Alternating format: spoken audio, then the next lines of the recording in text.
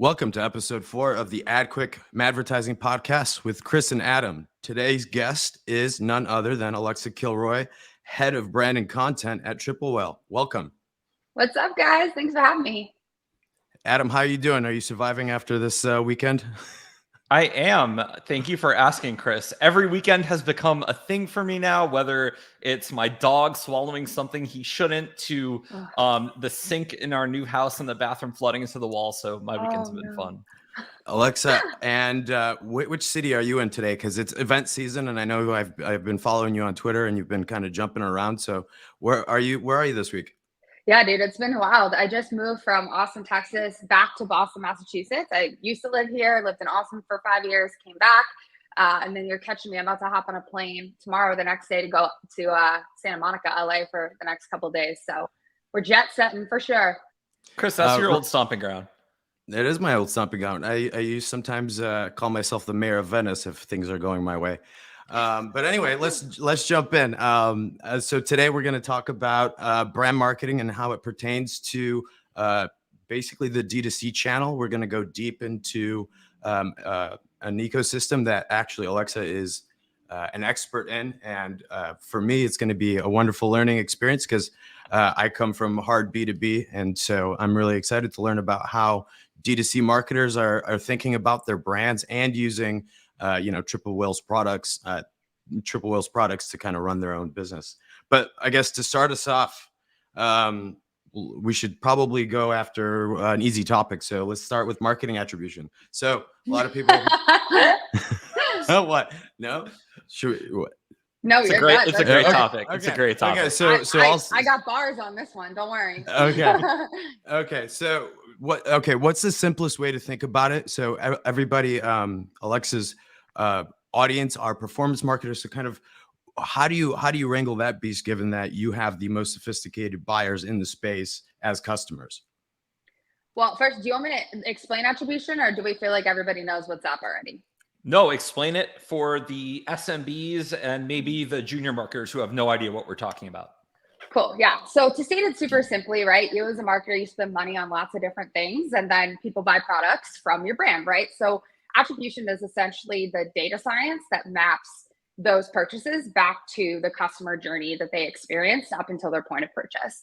And so when it comes to our product at Triple Whale, what we offer is a solution that helps you map all the touch points along the customer journey from when they first interact with your brand up until when they convert with your brand and actually make a purchase.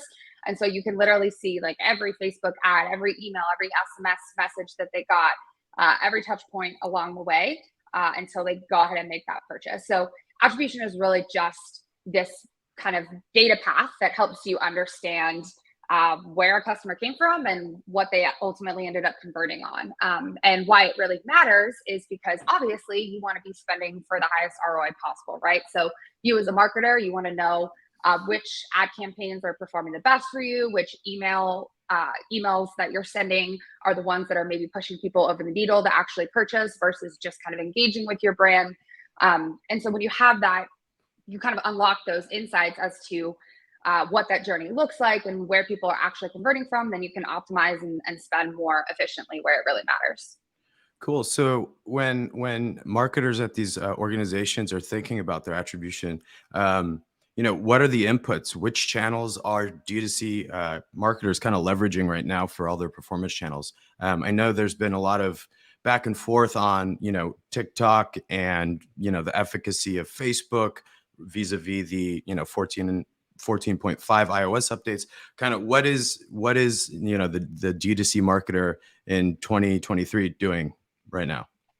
Yeah, I mean, admittedly, we're still seeing highest spends for D2C brands on Facebook. I think it's because even if you're a person spinning up a new brand for the first time, most media buyers are most experienced with using Facebook. And it has kind of the broadest swath of audience, right? So you still have people that are like Gen Z using Facebook all the way up to people that are now like in their 60s and 70s using Facebook. So we're definitely still seeing highest spends on Facebook, particularly with their launch of these new like Advantage Plus campaigns. Some more, we can kind of dig into this as we go forward, but there's some more like AI, machine learning driven tools that Facebook is implementing. And so we're still seeing a lot of spend there. TikTok has been kind of slowly on the rise. It's, I'm sorry, it was rapidly on the rise towards the end of 2021, I misspoke. Rising end of 22 into 2023. I forgot what year it was. We're kind of seeing this plateau now because if you're listening to the news, there's all this like mumbo jumbo going around as if TikTok is going to get like deleted from all of our lives in the near future. For right now, it's being deleted from like government devices and people who use their smartphone for things that are like need to be highly secure. So to be determined what ends up happening with TikTok, but we're still seeing folks spending there. Typically, it's the brands that are actually newer to the market and appeal mostly to Gen Z and millennial audiences. Then you've got kind of some of your old standards like Pinterest and Snapchat. Snapchat's been on the decline for a very long time. God bless them. I see them. I see a lot of bigger like corporate brands like Doritos, advertising on Snapchat now. And Pinterest has had its ebbs and flows throughout time as they've gone through changes of leadership and how their app platform works. People are very much investing in Google right now. Google is getting harder, better, faster, stronger, and you're also able to spend more than you were before.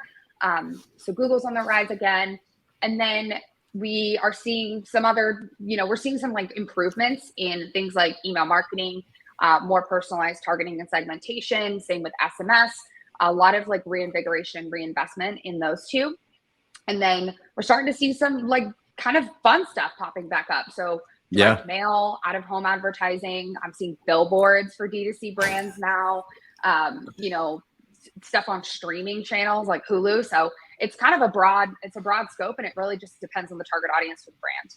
I would like to comment, we did not ask Alexa to mention billboard. She said that on her own rendition. I did, Alexa, yes. Alexa, I loved what you said. I have a follow-up question because I see all of the time our peers like to say things like, oh, Facebook is dead, or Instagram is dead, or X or Y are dead. And then at the same time, I go and I watch an episode of Shark Tank, and you see this D2C company that has like 2 million in sales. They're like a new startup, and the only channel they've done is Facebook. And it's like, so I guess the question is, clearly every marketer has some amount of bias, large or small. How do you think marketers can do better to sort of get that bias out of their heads, right? And actually do what's right, not just the channels that we like? Yeah. The first thing is that I use the age old like adage that your mom said, like if all your friends jumped off a bridge, would you jump off it too? So it's like if all your friends on Twitter are like Facebook is dead, it's like, okay, cool. I'm still gonna test, right? Like there's no reason to assume that just because it isn't working for their brands or their brands that they're managing, it isn't gonna work for me. And frankly, the way that media buying on Facebook works is very different than it was 3 to 5 to even 8 years ago, right? So a very like seasoned media buyer, you're going to see two things. You're either going to see like a very seasoned media buyer who's like, Facebook sucks now because I've been running it for 8 years and I hate how it works now. Or you're going to see a seasoned media buyer that has been rolling with the punches. And as Facebook has rolled out new changes, platform developments, they've adapted and adopted along with them, right? You see young and hungry media buyers who are learning, let's say Facebook for the first time, and it's their first go around the lap, right? So they're adopting the new tools and the way that audiences are built and things like that for the first time. They're kind of more of a chameleon. They're adapting to that as it is. So I'm of the firm philosophy that there are zero channels that don't work like for anyone, right? Like frankly, people wouldn't still be spending as much as they're spending on Facebook if Facebook was dead. I think it's about testing meaningfully and then making sure that you're advertising on the platforms where your audience is. And so if your product is like, I don't know what's taboo or off topic on this podcast specifically, but one example that I like to give is like, good. Yeah. Okay. Yeah. So if you're selling like a sexual wellness product, right, you're probably going to have more success on Instagram Reels and TikTok and like Google than you are on a standard Facebook in-feed ad, because that's just not, Gen Z is most interested in those products, and they're not scrolling through your Facebook feed because it's mostly Aunt Karen posting updates about like what your third cousins are doing. So it's really just about being in the right places at the right time. I definitely am going to forward this episode to my Aunt Kathy, who is Aunt Karen. Oh, I have an Aunt Kathy too. That's totally what they use Facebook for. So I'm not being rude. That's just how it be these days. Totally. And I've come full circle on Facebook in terms of like, using it in college. Like I was the early gen, so was Chris, and I'm actually using it again now because it's an easy way to keep up with like all the people I never talk to. So Yeah, exactly. It used to be everyone I would always talk to. Now it's the people I would never talk to, which is kind of interesting. Yeah, and that's also part of it too, Adam, is like we as media buyers and marketers are stupid not to change with the times. Like every day we age, every day we kind of like, you know, we interact with technology differently. The technology is changing. And so like if your generation is looking back to Facebook, you need to be aware of that and adapt to that. Whereas if your generation is like for some reason really consuming Twitter and LinkedIn right now, like you need to be there instead. And so I totally agree. Like I don't have my Aunt Kathy's phone number, but I have her on Facebook and that's how I communicate with her. Same with Aunt Linda. Shout out to Aunt Linda. We'll have to send with her. Like I wouldn't, you know, unless I was advertising like compression socks, I wouldn't be optimizing for in-feed advertising on Facebook right now. Awesome. I love it. And so we talked a little bit about like audiences, you know, and channels. I'm curious because I've read your social feeds and you share so many cool examples of brands doing like very creative D2C things, right? And so I love it because I think if you're a small D2C player, the only way you're going to stand out is to do something like a Procter & Gamble will never do. And that's okay because you're trying to take this niche audience. But at the same time, for large brands, they're like afraid. They're super risk averse, right? So like, what's the line? How much risk should marketers take? Is it how big your company is? And I guess what are some of your favorite examples of companies kind of, you know, doing things that are kind of risky and may have worked out for them and could inspire others? Yeah, I mean, it's annoying because I'm going to keep saying the same thing over and over again, but people like to group D2C as like, it is this industry and everything is similar in D2C, but frankly, it's not to me. And your audience matters so much. So to give you an example of a couple brands that I love, I'm not going to go on this one too long because we all know Liquid Death's like rise to fame. And they've literally built their entire brand and their marketing strategy around being like edgy and doing weird off-color things. Two of my favorite marketing campaigns of theirs that you might not have even heard about, but I think are amazing for those who did. One, they created an entire album. It's on Spotify where they've made like screamo rock songs using all the negative comments and like bad reviews that they got. That's awesome. And ran it as My- a PR campaign. My preferred genre of music too, which is great. It's so amazing. And it's literally like, this is just bubbly water in a can. And it's like incredible. Incredible campaign. They also, because they have this kind of like edgy, you know, Liquid Death thing, actually two more campaigns of theirs. One, they make amazing merch. So I think they just released like a flask that's shaped like a coffin. They released a black wax candle that's like a hand around a can. It's like creepy black wax. It's super cool. And then another amazing campaign that they did, and they actually spent a lot of money on it. If you go on Amazon Prime and you look up Liquid Death, they actually filmed an entire horror movie, but it's like very kitschy. And it's about how these like kids go camping in the woods and they're being chased by these like murderous metal cans. And they just leverage these like really unique, like they have a very strong creative director and they leverage these things to create this brand affinity, which like, frankly, as many of us know, like shipping liquids, D2C sucks. It's so expensive. Yeah. It's like very, like, it's not the business model or the path I would choose. It's like a running joke on Twitter too. Yeah, exactly. And so like they've just built this brand affinity where people are willing to pay a lot more money for basically just bubbly water in a can. Like they didn't even release flavors. They didn't even release sparkling until relatively recently. And so they're a great example of a brand that has taken a lot of risk and they are cool with their audience being the people that are willing to kind of adopt that risk, right? Like they get all these negative comments about how the brand is like dangerous and bad for kids or whatever, which I think is very ironic because the product was originally created so that people could drink water instead of alcohol at Warped Tour. But anyway, besides the point. And then another example of a brand that I love that goes very edgy is a skincare brand called Truly Beauty.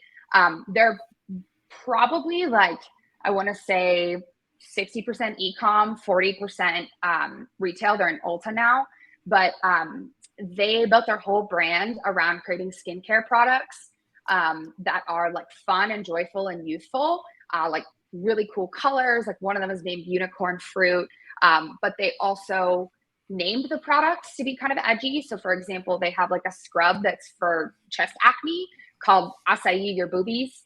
And then they have like a butt scrub for like those weird little like ingrown butt bumps you get. I forget what that one's called. But they literally kind of leaned in to like, we're going to be these like unabashed, this is who we are marketers, and build this brand around it. And then when they were launching their first advertising campaigns on TikTok, they actually used, let's call them exotic adult dancers as their influencers who, I learned this from observing their marketing, but I guess they really beat up their bodies when they're doing like pole work and things like that. And they have a lot of really bad dry skin issues. They have a lot of bruises and things. And so they leverage this whole marketing campaign with them for their skincare using these kind of, like sexy named products, and totally blew up the brand. And now it is like Gen Z loved and adopted, and they're freaking crushing it. I think they're like $40 million brand now. Wow. They've grown really quickly in the past couple of years. And so I'm very pro risk. It's just, if you are going to be risky, you need to make sure that there's like a large enough slice of the pie in your audience demographic in order to be profitable. Whereas like, for example, if you're doing like compression socks and you're working with like an older demo or something like that, it might not make sense with your product and your audience to be kind of like sexy, saucy, risky. I love it. And I think another thing you touched on is all of those examples you gave were super, and this is such a buzzword and cliche, but they were actually authentic. And I think a lot of big brands like to say they're authentic, but they're not really. It's like whatever their like cookie cutter, New York, Madison Avenue ad shop created some piece of creative that made them feel authentic, but like the butt scrub thing is like legitimately authentic that like a big company would never do. So I think they're actually embodying the thing marketers say they should do, but won't do. Yeah. And also like risk doesn't have to be like sexy and talking about your butt, right? So like kind of going back to P&G, for example, Native, which was acquired by P&G, just launched a line of scents that are candy scented. They just launched like a gummy bear line. I have no idea how it's performing, but they have like gummy bear shampoo, conditioner, and body wash now. And frankly, like in my opinion, that's a huge risk, like in the skincare and like body care market, to launch something that is so, I don't know, we associate like cleanliness with freshness or these like woodsy smells or clean laundry smells or eucalyptus, right? And so like, I think that that's a huge risk, and they obviously produce it in volume. It's in every Target and everything now. And so like, it'll be really interesting to see how that bet plays out for them. And that's probably them trying to reach a younger demo, but we'll see how it goes, And I can confirm, I pulled up the Spotify Liquid Death playlist.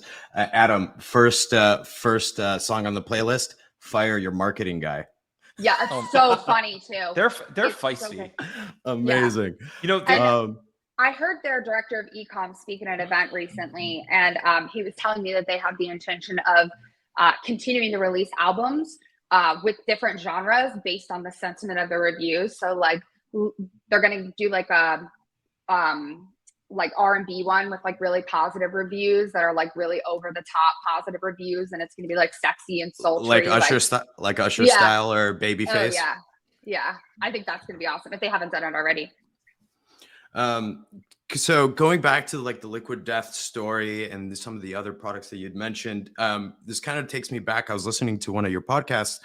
I think it was from like September, but there's one thing that really resonated with me, and it was kind of how you were describing brand marketing in practice, which is like, hold on, I have the quote here somewhere. It was like, become a student of your customer and then work backwards to create marketing assets that align with who your customer truly is. Can you kind of unpack how you kind of arrived at that? Because I think that's really deep and a really good way to think about brand marketing, especially as many of us are performance driven or, really haven't really thought of integrated marketing campaigns because we're always chasing, return on ad spend.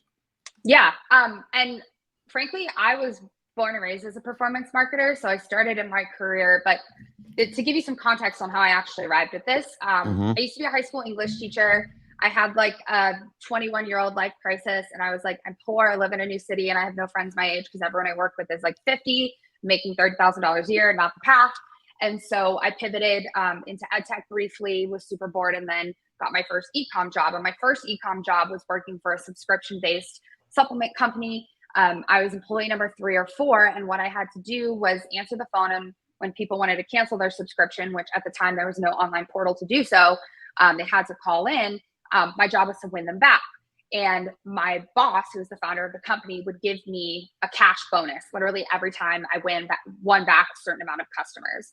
And I was doing so well on win backs that he ended up having to do it. It was unsustainable. Like, he was Venmoing me like $700 every week. And it was Love just it. like That's not awesome. the move for him.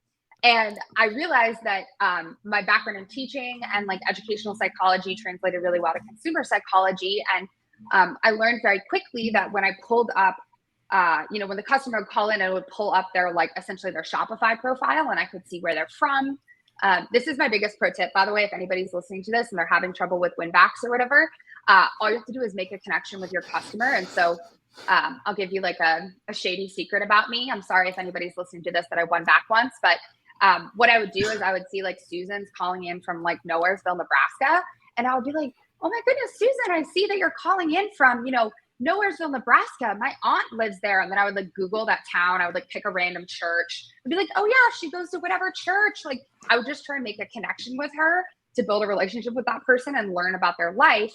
And then I would go on to kind of talk them through the process and the conversation about whether they want to cancel their subscription or whatever. And just having that interpersonal reaction or interaction with that customer helped kind of sway them back in the right direction. And so I learned kind of quickly how that relates to marketing, how that relates to, I don't want to say manipulating, but like providing the right messaging and the right connection necessary to win over the right customers. And from there, I realized the value of talking to customers directly, because if they could explain to me what they did or didn't like about the product, or better yet, what they did like, but they didn't like at the same time, I could find ways to build messaging around how to like the product more. So, it's a taste issue. Maybe you can add some juice to it, or you don't like that it's bubbly. Okay, well, here are different ways that you can deal with it. You can put it in a pitcher and let it sit out overnight. And so I would think about ways that I could like message to people when I was on those calls. And every e-com brand that I've been at since, I've spent, even at Triple Whale, actually, I spent the first 2 weeks doing internal and external interviews all about the brand, the product, the marketing, how people interact with it. I literally dedicate so much time to this, and I don't just dedicate time to the happy people. I dedicate people to the really angry people, I just churn for whatever reason people, the lukewarm people, incentivize them however I can to meet with the customers. Because if you don't have a strong pulse on the statistically significant things that your customers love and hate, not only about your product, but about your brand, your marketing, your messaging, you are never going to like learn how to improve, right? You can look at data and numbers all you want, but you need to understand the people behind those values. And so the more that I did that, I think probably the better they got at it. And then I also found additional ways to do this, like synthesizing common words and phrases in reviews, both positive and negative. I also synthesize reviews for competitor products or other products in the market that people are talking about to kind of build that messaging and learn my customer even more. I super study customer journeys into like which, subject lines actually get them to open or click an email versus which ad copy gets them to the last click before conversion versus the first click when they first, interact with the brand. And did a lot of CRO and web work and LP work as well. And so the more I became a student of my customer, the easier marketing has been for me.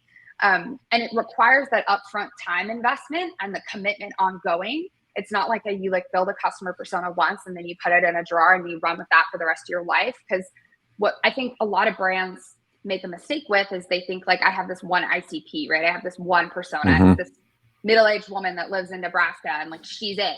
And frankly, like if that's what you're telling yourself, you're doing yourself an injustice, because that is by no means the entire puzzle. And you need to be able to market to the different personas that you have. You need to understand them very deeply, and you need to be able to literally speak and model language in the exact way that they do so that they understand, they align, and they're ready to convert. So in practice, how are you thinking about this? Like, do you use tags extensively in all the tools that you operate in? Kind of what does that look like? It really depends on what I'm doing. So, like for example, at Triple Whale, because we're in the SaaS space, we have a platform called Gong that records customer interviews, and in there you can search by keywords, so it auto transcripts what they're saying, and then you can search by keywords. So, for example, like if I want to understand how someone's positioning us against a competitor, I can type in the competitor name and see all the interviews and listen to those segments based on the timestamp.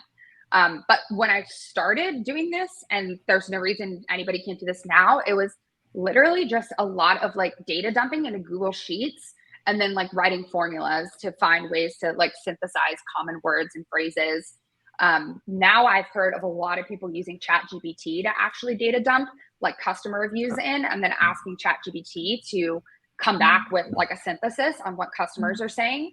And if I'm correct, I think that's still free to use. So like whether using the Google Sheets OG method or you're using an AI tool that is accessible, like I think whatever you're doing, as long as you're doing it and you're keeping that data somewhere and you're reflecting back on it and then circling back and doing it again every couple of months, particularly when you launch new products and then a couple months after those products are out. And always, like, the biggest piece of advice I can give is just always make sure that you're not just talking to the happy customers. I think that that's like a huge mistake, because so much of what your marketing needs to do now with less advanced on platform targeting is you need to make sure that the people that you're funneling to your website to click on your ads that you're spending money on are the people that are most likely to buy and want to be there. And so if you can use that negative feedback or constructive feedback to funnel out the wrong people and make sure you're only funneling the right people in, you're going to see the highest ROI possible on your advertising. So Chris, I wish every marketer would spend the amount of time that Alexa does to understand their users, because I saw mostly on the agency side where I would have clients that were just so checked out. They didn't care about anything. They were clearly just phoning it in. Alexa, you talk with a lot of marketers as part of your job. Can you give us a little bit of the sense as to your sense as to the sophistication of marketers with measurement, with analytics, with attribution right now? Because you have such a good like cross-section view of different types of marketers. I'm curious where you think the sector is at.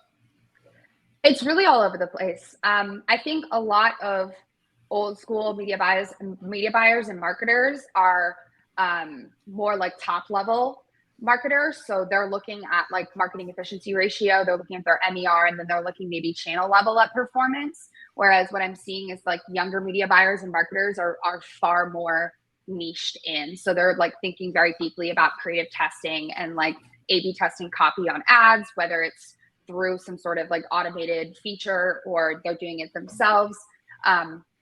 It kind of just depends on like the seasoning, I think what's interesting though is that with the rise of solutions like Triple Whale, people are getting access to data in a synthesized and simplified and visualized way that they may not have had before, right? Because like pre a solution like Triple Whale, which pulls, for anyone who's listening who doesn't know, Triple Whale offers a aggregated dashboard, which we call our summary page, which pulls in all of your Shopify data, as well as all of your marketing channel data, your email, your SMS, your ad platforms, pulls it into one place. So you can see high level things like MER and your cash state, your net profit, but you can also drill down and see like each channel down to the ad level, how everything is performing. And so I think with the accessibility of all this data, before what I was doing, because I'm a data nerd and I'm a super creative testing like niche nerd, and I'm probably on the younger side of the spectrum, I would export everything from like Facebook, Google, whatever. I would export it all into Sheets, and then I would do a lot of analysis.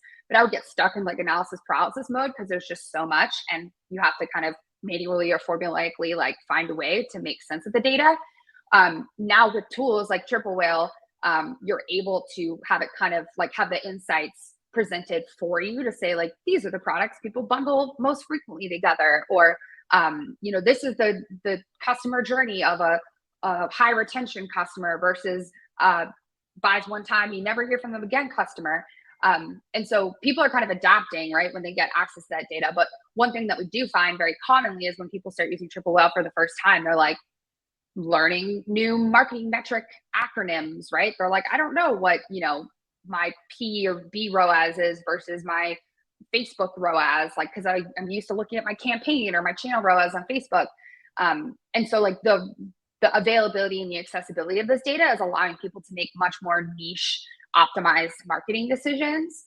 And kind of like I say with like CRO testing, right? Sometimes it's like you change the color of a button and suddenly like your conversion rate spikes by 14%, and you wouldn't know unless you tested it. It's very similar with things like paid advertising, where sometimes you look into that data and you find a pattern and you make one small change, then it's like bonkers difference, you're printing money. And so I'm bullish that a lot of, like Gen Z, millennial age marketers are going to really start adopting this like advanced tech and the advanced insights and deeper detail that they have access to now. And I also think it's good to have kind of top-down marketers who are thinking full picture about, how everything plays into their marketing mix in general. Alexa, has Triple Whale figured out the optimal button color that everyone should be using? No, I don't, because here's the thing. It's not everyone, it's your audience. I'll say it again. I'll say it a billion times. The poor listeners are going to get sick of hearing it. Our buttons are like lime green and they work well for us. But that best color ever. well for you. It's a fave.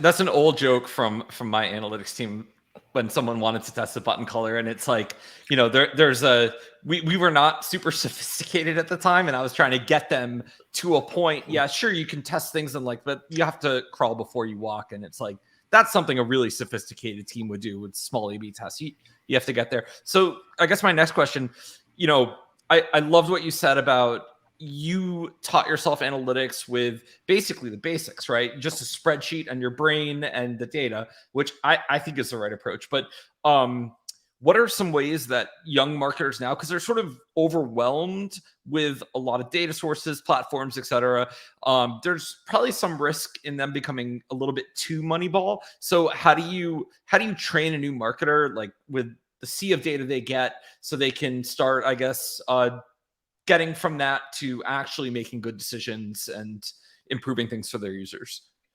Yeah, I mean, the first thing that I tell, so I also like will work directly with some of the brands that use Triple Whale and just like help them out, go through strategy with them. And previously I had a consulting business where I would do this as well. Don't really have time for it now, but always happy to help people out when I can. First thing that I always do is encourage people to walk through their entire customer journey and find obvious areas of friction or optimization. And so, if you are noticing that, for example, your average customer needs to get served, let's say like 15 ads in an email before they convert, like you're spending a lot of money on that customer, right? So for me, then I see that spot and I go in and I'm like, okay, what channels are we serving them ads on? How are they getting served? Are they getting repetitive ads? Are they getting the diversity of ads and product offerings that they need to see? What's going on with the copy? Like that's kind of how I approach it. So I literally start at like, where are my first touch points for everyone? Then like, how do touch points like that after go? How does my email and SMS segmentation work? How are they getting from their first touch point to the conversion? And what's happening to the people that are getting stuck along the way? Or even worse, are the people that are your like add to cart abandoners and getting lost? I think if you're like starting for the first time with a brand and you want to get a quick win, I would start with the people that are closest to converting but haven't converted. So I would start with like cart abandoners, checkout abandoners, and figure out how I can get them over the hump faster. And then I would work backwards. Another thing that I do really encourage marketers to do though is look at how much they're spending to acquire a new customer versus also how much are they paying to get retaining or existing customers to come back and purchase again. And actually do some legitimate analysis on like, is that cost reasonable for the value of our product, the average order value, and then work on trying to reduce your customer acquisition cost. There is a ton of data that you can play with, and there are definitely things. Sorry, you're gonna see my dog come in and out. Oh, adorable. We're all fans of dogs here. If I lock him out, he scratches on the door and barks, so it's easier if I just let him roam. But yeah, I think when you want to make a quick win fast, like you can leverage people who are close to purchasing or already purchasing to get them to spend more money, get them over the hump, and then you can work backwards. I think the hardest thing to refine and analyze is those first few touch points to get people actually onto your site. Because in reality, most marketers, right, they're going to have a performance, or for most teams, they're going to have someone focused on like performance and acquisition, kind of demand gen. Then they're going to have somebody that's working on the site and like CRO, landing pages. And then hopefully they have someone for email and SMS. And then usually there's not really a like retention person. So looking at the retention and looking at that kind of last stages of the funnel is a good place to start. Making sure that you're consistently running meaningful, optimized CRO tests on your site, and then kind of working backwards on that acquisition model, because the hardest thing is acquiring cold people. You know, sending a cold email or cold DM is way harder than closing a sale, right? Right on. Really quick to kind of add to that, how do your customers think about like reach and frequency? How does that play into, how they think about their advertising, right? Because like if you see the same ad over and over again, I imagine it diminishes in its efficacy. So, is there mechanisms to think about, what creative what you've been showing to your audience, and how frequently that plateaus, or how quickly that plateaus as a result of being shown too frequently? Yeah, so when I first started media buying, which was probably 2019, there were these like random numbers that everyone just decided, like if you're hitting X frequency number, it's too much, whatever. We have definitely seen on Facebook, because of the iOS 14.5 changes, people are circling the drain for longer. So they're getting served the same ads over and over and over again.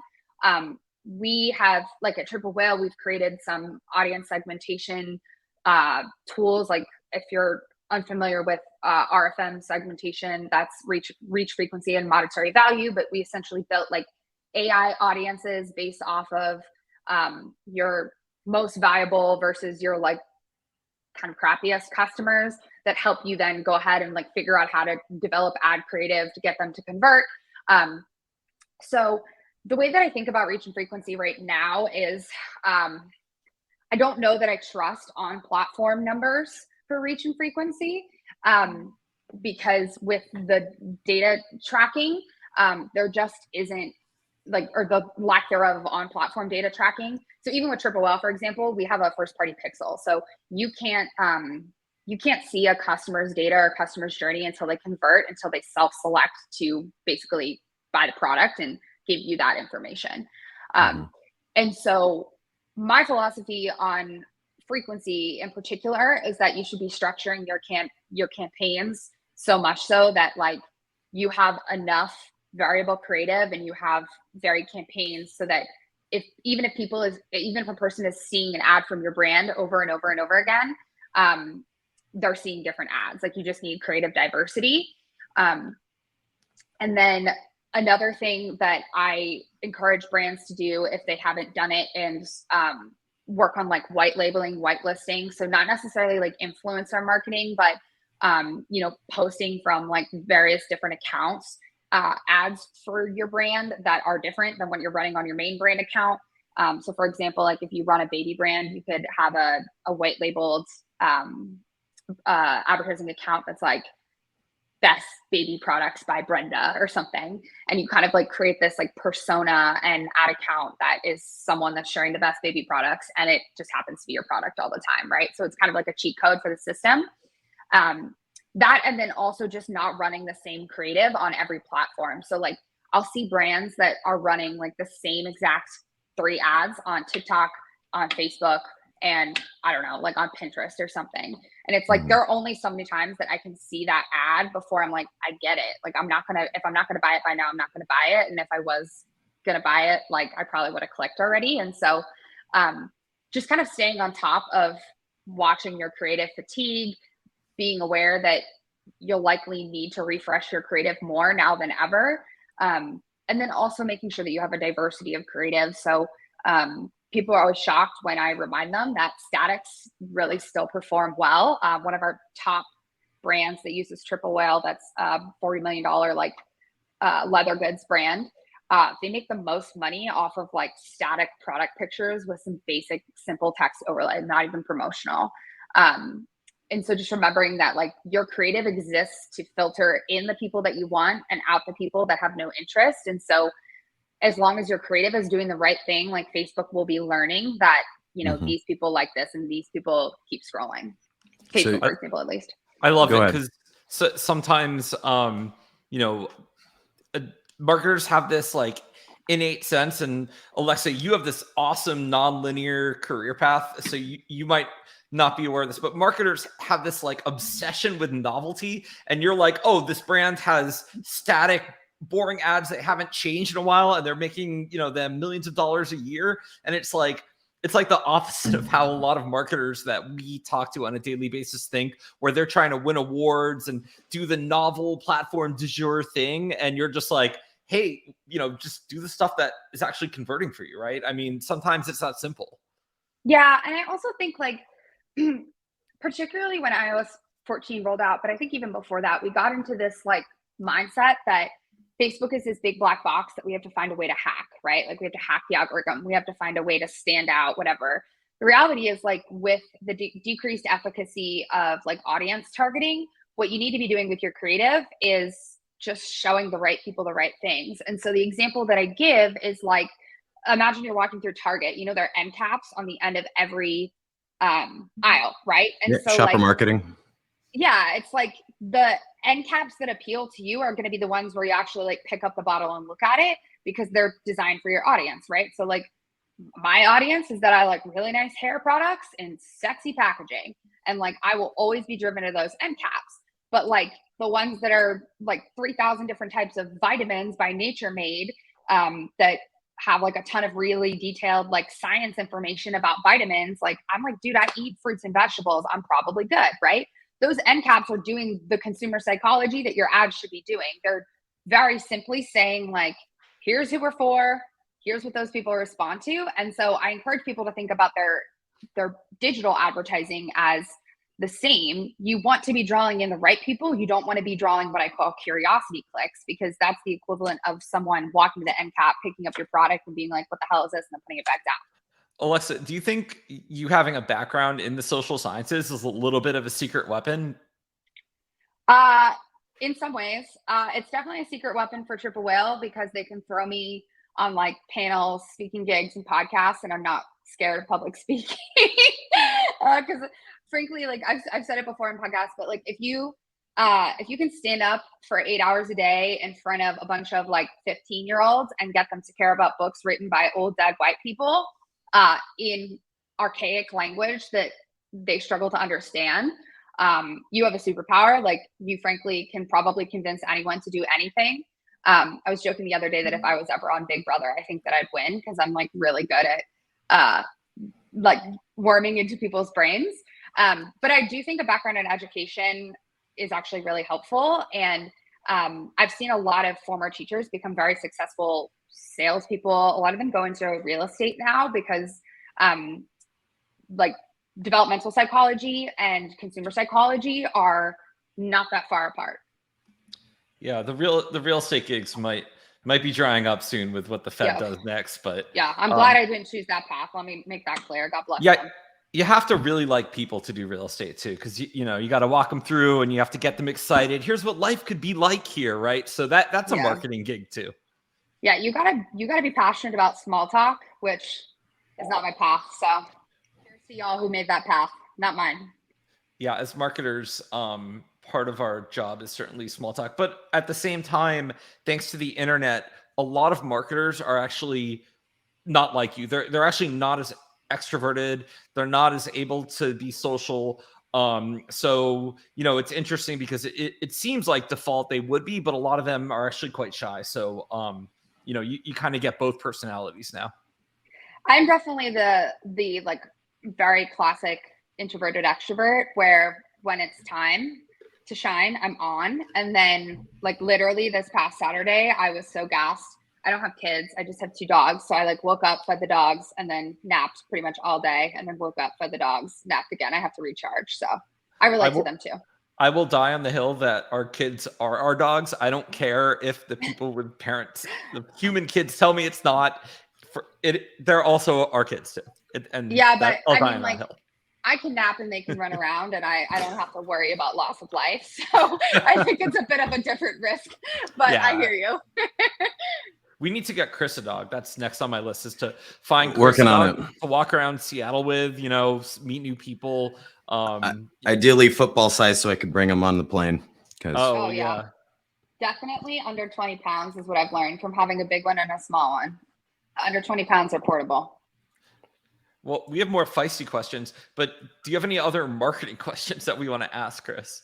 Yeah, absolutely. So one of the things that I love about your background is that you are at the forefront of what what I consider like innovation in the creative piece. So a lot of people are doing like really interesting stuff with user generated content, and like people doing product testimonials in their ads is super compelling, and I imagine converts super well. We're starting to see that kind of trickle into B2B. Can you kind of shed some light on like how that evolution has progressed over the years you've been at Triple Whale?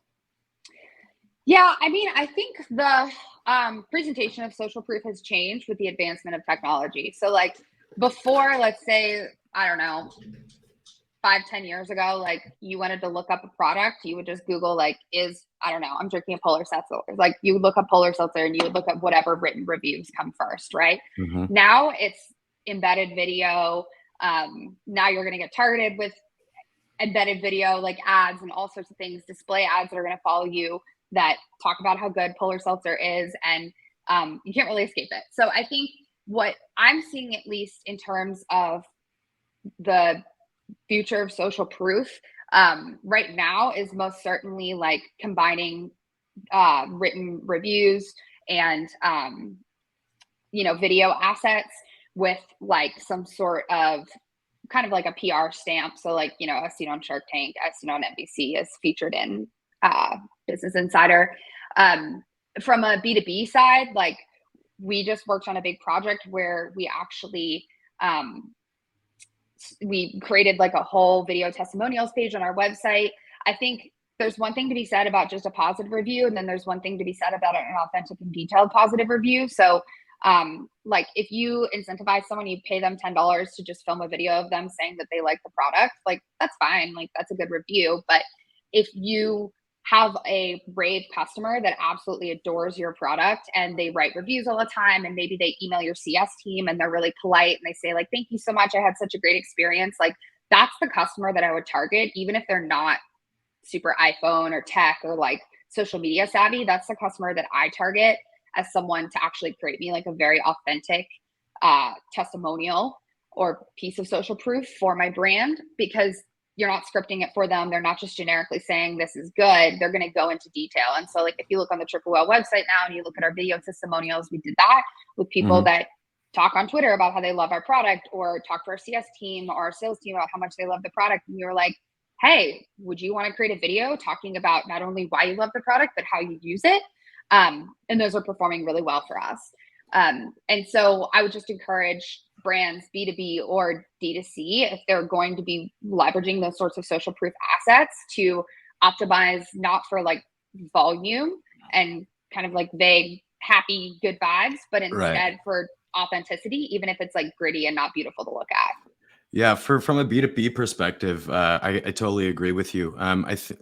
We're like one of the few companies that have like a 80 plus NPS, and so what we did, we use Gong as well, and so one of our assets for advertising is just a bunch of testimonials stitched together from people having wow moments on their Gong calls.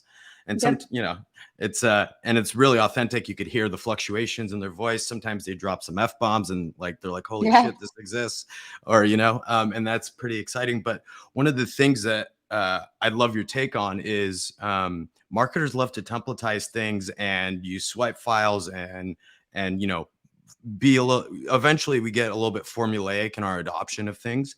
And do you think that and I assume that's probably going to happen with this style of like, video testimonials. Do you think that this is something that will burn out on very quickly, or you think this is going to be omnipresent for, the coming next couple of years? I mean, it's not so much that we burn out on it, it's that consumers get wise, right? So like, if you think about like Instagram influencer marketing, what ends up happening is it's like that song that's on the radio that you liked and then they played it too many times, you know, you're just like, all right, I'm over it. So I think of absolutely no shade to this brand at all, but there's a skincare brand and makeup brand called Tula, and they just kind of like, they did like guerrilla warfare influencer marketing where they picked like so many heavily followed influencers, and they all just posted like the same kind of like blasé pictures of these like blue bottles of product. And like there were probably 2 months of my life where I couldn't scroll on Instagram without seeing Tula products. And I was like, there's just no way that every single woman that I follow for whatever interior design inspo is like actually obsessed with this face wash. And so I think what happens is like when it gets oversaturated, just people become wise and we have to pivot to the next thing. And so that's why I encourage brands to not choose like these kind of like famous, like celebrity popular influencers and then use that guerrilla method, because it just like devalues what you're providing. I'm pro, like, if you have a formula that works and it's repeatable and you can make it work for a long time, absolutely do it. But once you start to feel it fatigue, you need to be open and aware that it's time to switch it up and figure out what your next thing is. And you should figure out what your next thing is before you even reach that point. And then the last thing I would say on this point is marketing heavily relies on creativity. Whether you're working on like digital copy or strategy, whatever, you have to be incredibly creative. And then you also have to have some sort of like data centric side to your brain. And I'm all for like improving processes, but I think when you get to the point where you're like, okay, I'm going to open my computer, I'm going to open the swipe file, I'm going to stitch these 5 videos together. Like, to me, if you're not watching that video yourself and feeling good about it or excited about it, or that process to you is starting to feel like, why don't I have a VA or someone from Fiverr just do this for me? That's a sign of burnout for a marketer. You need to make sure that you have like the passion and the creative energy to make quality product. And if you aren't feeling it, you either need to take a break or you need to evaluate like what you're doing. Like, is it that you're not passionate about the product anymore? Is it that you're not passionate about the way that you're sourcing creative? You know, like, you got to figure out what's going on with you, because marketing is very much a give job. I think that's one of the reasons it was actually an easy transition for me from teaching, which is also a very give job. But at some point, like, your well is empty, there's nothing left. And so you got to make sure that you're taking care of yourself so that you can keep giving creatively and providing high quality results. That's probably great advice for a lot of marketers who are burned out. You know, ask yourself, do some introspection. Why are you burned out? And you might have been doing the same thing, you know, forever to a lot of people. And maybe you already have enough reviews. Maybe your time would be better spent somewhere else. So I love that. I'm actually, you know, I'm glad you mentioned like influencers, quote unquote. I'm kind of bearish, like all of these macro influencers. Like, I feel like they've become the new celebrities. And I was also bearish, kind of like what a big celebrity thinks about something, because I feel like the internet takes us away from that. Like, I care, Alexa, you were showing some seltzer. Like, I care what you think of that seltzer, because we have this trust as, you know, friends and industry colleagues. And it doesn't even matter if it's seltzer or software. Like, you know, we have, you know, a connection from connecting online. And so like that trust is more important and means more than this person with a number that's arbitrary next to their name because, you know, they did whatever, you know, thing to get everyone's attention in the spectacle. So I think like it does change marketing. And you were mentioning, you know, endorsements. I think that endorsements, however this can be done, are most powerful when, even if you don't know the person directly, but say for B2B, if I am like a buyer of a certain thing, like I want to see someone else in my shoes who, you know, is like me, like not like me in terms of like where I'm from, like me in terms of where my job is, and they do the same thing. And now I'm like, oh, okay. You know, if like this person who does the same job as me likes this software, I definitely want to talk to them. Right. Yeah, no, I super agree. 2 points on that. One, if like, I don't know, Amy Poehler, you see a commercial with like Amy Poehler and she's like, I use Indeed.com to hire whatever, like people for my team. I'm immediately going to watch it and be like, no, you don't. Like, you clearly just got paid by Indeed to make a commercial, right? Like, that doesn't do much for me.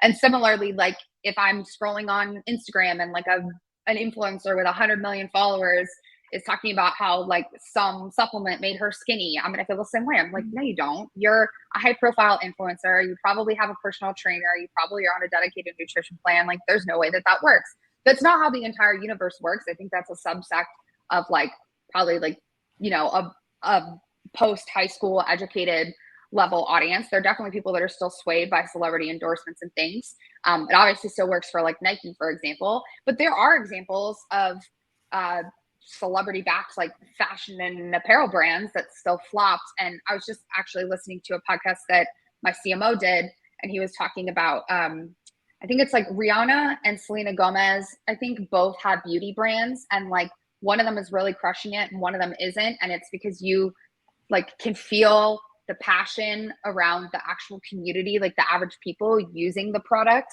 not just the celebrity endorsement, versus like the one that only has the celebrity endorsement. I can't remember who is who. Point being though, those big endorsements can either like fail or flop. And so I encourage brands to tread lightly. I was recently chatting with a dog food brand that paid for a high profile male celebrity endorsement commercial, and it totally flopped. It did nothing for them. And they were like, we just wasted $25 million. And I was like, that's a lot of money to waste. Hate to see it. So, but to that point, what I will say is that micro communities and referral programs are so much more powerful. They are much more on the rise. And that's why, like, if you nail down a really strong loyalty or referral program for your brand, no matter how big or small it is, the reality is like, we all love e-commerce and D2C, right? So like, we're all going to be very primed to buy from D2C brands. So if you sent me an email and you were like, hey, or a text, or whatever, and you were like, hey, look at this really cool D2C brand I found. Here's this thing that you would like. I'm way more likely to buy that because you bought it. I trust you. We both have the same interests. And maybe you, I don't know, maybe you get it $10 off on your next order because you share me that code. So these like micro community, micro affiliate networks are absolutely popping off right now. And I highly recommend that brands reinvest into their loyalty programs and their like micro affiliate programs. I love everything you said. And also, Chris, Alexa made my point of from shift gears, from like a big advertiser standpoint, I'm super bullish hiring unknown talent. You don't need to spend millions to get Amy Poehler or some like A-list celebrity. The kind of up and coming talent or people who do, you know, they just want to do ads or they're like kind of obscure. Like it, not only are they a little thirstier and it's good to give them business, but it's kind of cool because now there's no bias when the audience sees them, and you can tell a story without them thinking, oh, well, you know, they just paid for this big celebrity. So I've been bullish doing that forever. And Alexa continues to prove the way that I make ads, which is have like these unknowns. And one cool story here. While I was at Google, I had an unknown in one of my ads for Google Analytics. And now he is one of the main cast members on Ted Lasso. So he's I don't watch Ted Lasso, and I actually Lasso. All right, he's the Chris. Which one is he? I only found out recently. I don't watch the show because we cast him in an ad before Ted Lasso was a thing. You have to tell me later. You got to tell me later. I love Ted Lasso. I'll send you a link. I probably want to be his friend. Yeah. To your point, though, what I was going to say is you guys might have heard me talk about this in another podcast, but when I was working on, so when I first started getting in past media buying and into actually ad creative production, I was doing product photography and videography for ads. I didn't have budgets to book studios and hire models and actresses. So what I would do is I would go onto Facebook. I would look up a local actors group of like actors looking for jobs. And I would pay them like $25 an hour to meet me at a coffee shop. And I would shoot product photography and videography for paid social ads. And it was way more authentic than when I later in life had the money to do full shoots. It's Will Kidman. Will Kidman. Is the character name or the actor's name? No, the actor. Wait, tell me his character's name. Charlie Hiscock, I guess. Oh my God, yes. Oh my God, he's so good. He is so good. So you can find, like, he's like a real actor now, and he was just an ad actor when we found him, right? So I actually only found out about this recently because I showed my ad firm that we just used to shoot a new ad. He's like, wait, how did you get that guy in an ad? I'm like, oh, he wasn't famous then. So my point being is you can find these people, like, if you even go back, like the Breaking Bad guy. I'm like bad at celebrity names. Like he was in Seinfeld. Bryan Cranston. He was in Seinfeld, but before that, he was in like cereal ads as a kid. And it's like everybody was on Seinfeld. Yeah, but that's how a lot of advertisers got their start. So I'm also bullish. You mentioned like micro influencers. I'm bullish people with like 1,000 or 5,000 newsletter subscribers or podcast listeners, or you know, they have a YouTube channel, because that person is like it's so much more impactful for them to get like a marketer to sponsor them or for you to show up on their podcast, and like they'll appreciate it like 100x more. So I think like there's like this pay it forward thing. And I think as marketers at, you know, a platform company like yourself or AdQuick, like it's kind of like our unspoken duty to help lift up the cool voices. And again, you bet on these people young and they're going to return the favor when they're big. You're going to get like inventory from them later. So even like if you were super self-interested, it's a good thing to do.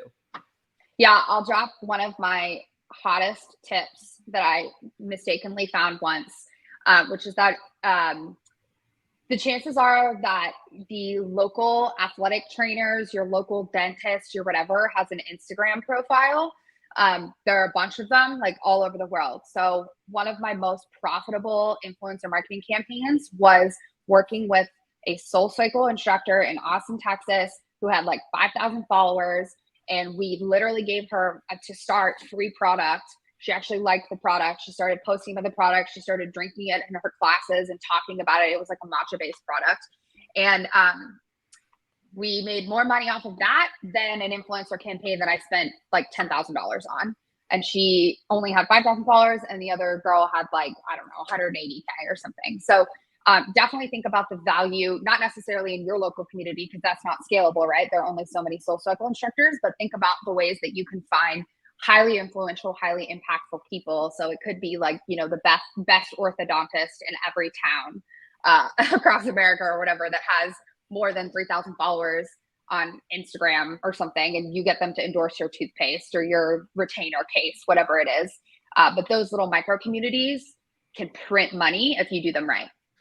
I think that's so smart. And that's something hard for marketers to grasp their mind around, because they're so focused on metrics dashboards where it's like more is bigger and more followers, you know, more visits, more clicks, more of these top of funnel things, which in the traditional marketing world is the right mental model, but not in the influencer marketing world, because it's like the internet completely breaks how influence works. There's no more 3 TV channel world. So you kind of have to throw a lot of that out, not maybe from like a branding and like, you know, aesthetic standpoint, you know, there's probably timeless things there, but more from like a, you know, how do you place your bets if you're a smaller brand and you only have a little bit of budget? Maybe it's, you know, partnering with 100 sort of unknown people versus placing all your chips on, you know, one famous person who's going to give you a single Instagram post or a single tweet, and that's all you're going to get, right? Yeah, and we're also like, oh, go ahead. Oh, I was just going to chime in that we're starting to see, you know, like the combination of celebrity plus nostalgia kind of go sour, you know, in the Super Bowl commercials. Like nobody was impressed with, or I mean, not nobody, but many people weren't impressed with. That was the overarching theme across all these commercials. And one would think that they're probably going to start moving towards more of these micro communities that Alexa had mentioned. I think the internet breaks the notion of celebrity, and no one has caught up to it, especially not marketers and advertisers, because it's so much easier to just do that one ad or one endorsement instead of do those 100 partnerships. And I think Alexa mentioned a super alpha thing to do, which is connect with like, hey, find like this dentist and, you know, this SoulCycle instructor in your neighborhood. It's like, that's probably really smart. One other example, the marketing manager for Purple saw that I had moved and they sent me a new mattress without asking me to tweet or anything. So I posted it from my dog's Twitter account. They took that picture and they put it in an ad, and my dog has sold more Purple mattresses than anyone else. A lot of that is because like after I shared it, people are still asking me because they put my handle in the ad. Like, and I'm telling them, yeah, the mattress is great. But the point is my dog has 600 followers. No one would have thought to do that. And yeah. So it's like, you're exactly right. Like that sort of non-linear amount of trust where it's like, it seems like someone is unimportant. I'm probably unimportant, but I might be able to sell some mattresses to the few people who trust me when they're ready for that decision. So it's like a hard thing. I will say the one wrench or like outlier industry, I think, for this is apparel and shoes. Like, there is a lot of power to Justin Bieber wearing your brand sweatshirt or your brand's kicks in a different way than there is if you're like HelloFresh and Justin Bieber makes a HelloFresh meal. So I think it's worth noting that, like, again, none of these things should be assumed that they're like broadly applicable for every sub industry of D2C. But, you know, I always say, like, when you're listening to a podcast, whether it's an expert marketer or whatever, like, take everything with a grain of salt anyway, because what works for your brand is not going to be what works for everyone else's brand.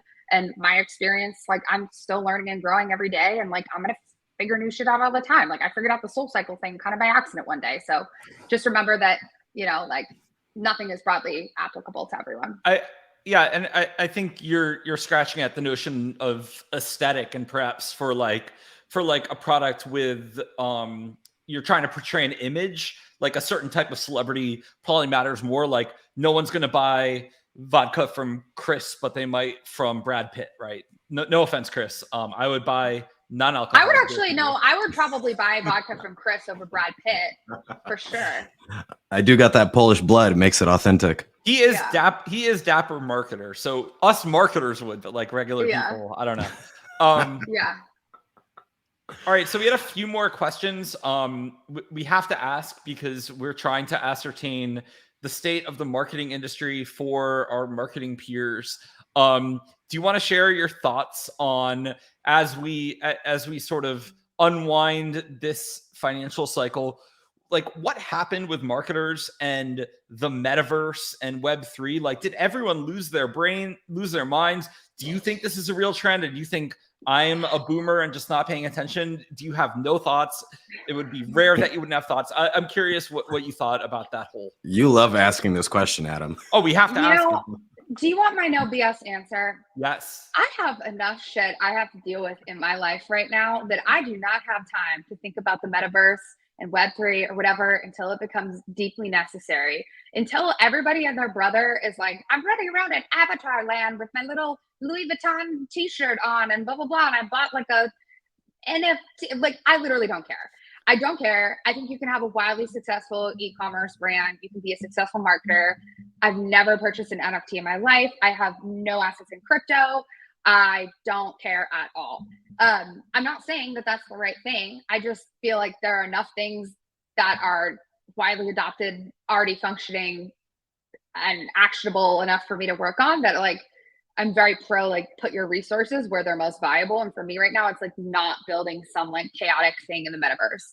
What I do think, it is important to like stay on top of, you know, like emerging technology. And so I think that there are a lot of cool things going on in the world of AI. I think that there are a lot of cool things going on in the world of integrated tech. Like, I can't even remember the first time that I wanted to buy a piece of furniture and I got that like pop-up that's like, see it in your room. You know, I think like Amazon has that now built in their app too. I think it's like a house feature.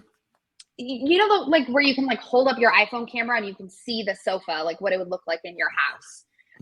Like, I remember thinking that was like incredibly revolutionary technology. And now we're seeing like the add-on developments of that, where like there are now apps that can more accurately predict your sizing to help reduce the amount of returns that brands get, because the chances that a customer returns and exchanges for another size are significantly lower than just like return and give me my money back. So like, I think that there are a lot of cool tech advancements that are going to make e-commerce brands' lives like easier, more valuable, like help customers convert better, all these things.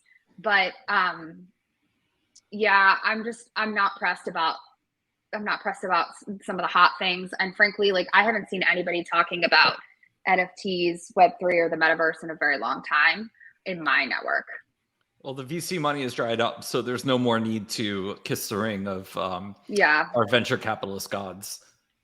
You know, I'd rather just be authentic and be like, look, it's just not for me, than like lie and pretend like I care or know a lot, because frankly, I don't.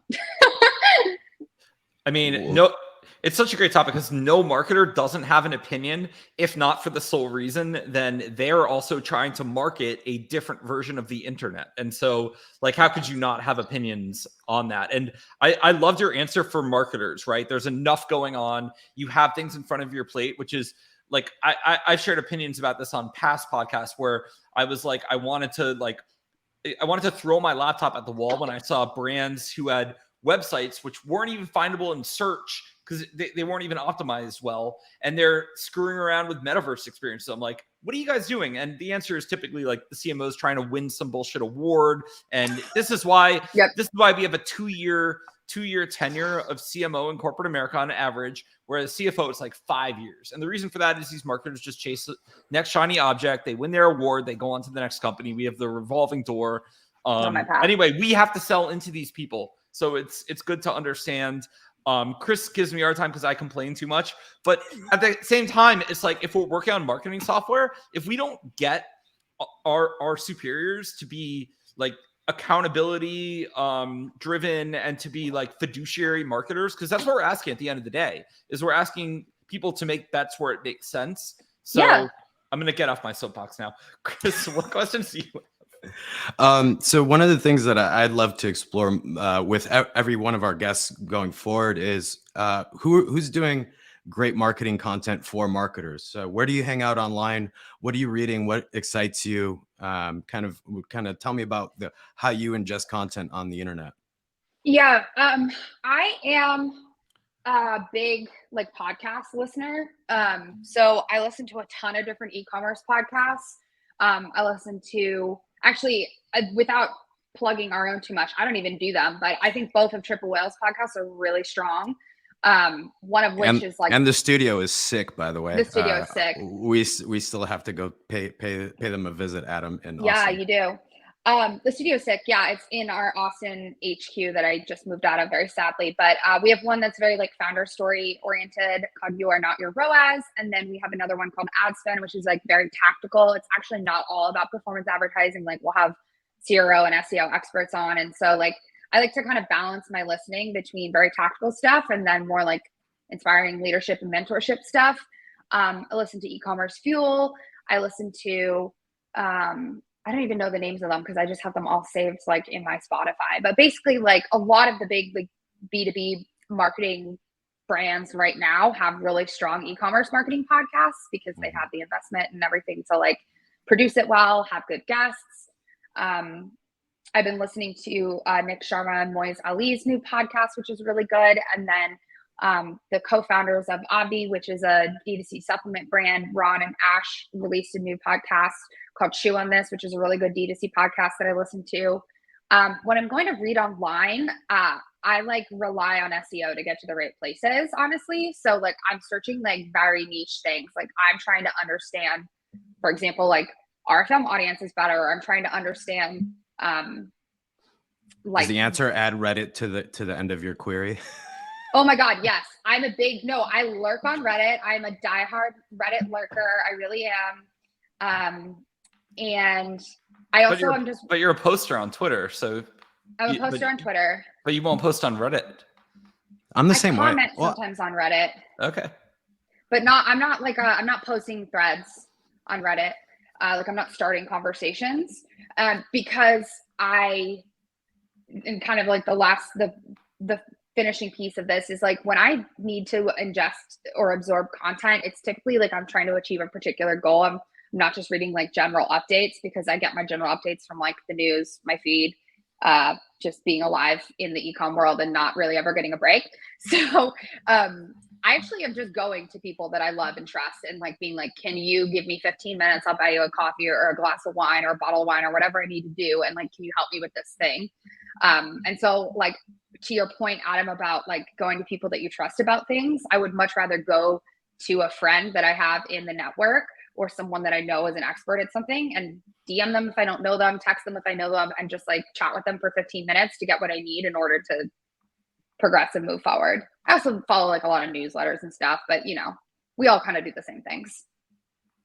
I love it. I love the putting out into the world the notion of just asking a question to someone, right? Yeah. I'm surprised at the like response that I get when I ask people that I don't think would ever respond to me a question, and they respond like almost straight away. Like there's something about like people like that have like a lot of success. I think we get in our mind, oh, they're super busy. And actually, I think the opposite is true. I think they've worked hard to free up their time and they want to help other people, judging by the response time that I get when I ask, like, I've asked billionaires questions and I get an email response right away. And I'm like, whoa, like really? Yep. And they're like one of the reasons I think they get to that level is they actually bias to yes. There's like this meme on Twitter where people are like, oh, say no to more things. I'm like, no, that's actually wrong. You should say yes to more things. And so I love that you mentioned you just ask questions to people. I think it's a good thing. If you're successful, you should say yes and respond. And if you're like, you know, young or new to a field or something, you should also not be afraid to ask questions. We should all, you know, be more open, kinder, helpful. Yeah, it's very what goes around comes around too. Like people, like I'm not like a 40-year-old, very seasoned CMO by any means, but people will come to ask me questions about things that I do know a lot about. And like, that means a lot to me that they like want to hear my experience. And similarly, like I'll go to people that I respect about things that I don't know a lot about. You know, it's like impossible to have a perfect brain. You're always going to have gaps. There's always going to be places to learn. So just kind of having a growth mindset, and then being a person that both asks and gives is the best way to do it. And then sometimes fun things happen. Like last night I was sitting on my couch watching TV, and I like made a joke about auditing a friend's dating profile on Twitter using consumer psychology. And within literally 15 minutes, I had 19 DMs from different dudes in the e-commerce market with full screenshots of their like Tinder, Hinge, whatever profiles, being like, will you audit this and give me honest feedback? And I had a blast. I'm just sitting on my couch. I'm like, there's not one clear picture of your face here. Why did you say long walks on the beach? Nobody wants to read that. Like, I'm just sitting there having fun. Like, and sometimes it's just fun stuff too that, you know, like you can ask for help for or whatever. It doesn't always have to be, you know, like how do I fix my business? I'm friends with a woman named Lori in New York at eFlirt Expert, who built an entire business around what you just said, which is auditing not just men but women's too online dating profiles. And she would help them because a lot of people. Yeah, when you started to talk, you know, my first comment was going to be the thirst is real, and I'm trying to be nicer, so I'm not going to comment with that. But people do need help with how they portray themselves, and it's like a different thing to portray yourself on the dating market than it is professionally. Like, you know, and I think it's hard for a lot of people, especially people who may have grown up in like a digital only world. Like what do I do? Like, how do I make myself actually stand out and be appealing? And so you're get a marketer. Yeah, a marketer. There you go. Funny. I did like 9 of them last night, and then I was like, okay, it's like 12:15. I need to go to bed. So I had people that I said I'd get back to today, but it was super funny. Like people were responding, they were like, this is amazing. Like, how do you know all these things? And I'm like, it's literally from building landing pages and running ads. Like I know how to market to women at this stage of my life, so I know how to help you optimize your dating profile. You know, it's funny. We all like to think, oh, search or social networks are changing the world, but actually Tinder, OkCupid, Match will have outsized effect on what the world will look like in, you know, 10, 20, 30 years, because those apps are actually like pairing people up and bringing people, you know, to make new people. So, you know, social networks, yeah, cute, but dating apps legitimately are making the future. So it could be scary or it could be exciting. Fun fact, if you didn't know this, Google Display Network runs on Tinder. So if you don't manually turn it off, you might be running ads on Tinder. And the way that I know this, which I hope I don't get fired for saying this, but I think it's so funny. For like an accidental couple of days, we were running paid ads for a product release that we created called the Creative Cockpit. And the ad size that shows on Tinder is different than the ad size that shows everywhere else. And so we were briefly accidentally running an ad on Tinder that really just kind of highlighted part of the word cockpit. If you kind of understand where I'm going with this, for Triple Whale. And we were like, what is going on? Somebody sent us a screenshot of like a Tinder ad for Triple Whale. And we were like, what is going on? We figured it out. We turned it off in medium, but it was super funny. So if you don't know that, that is a thing that might be happening for your brand. Go in and look at your settings. Insert Moby Dick joke here. Yeah.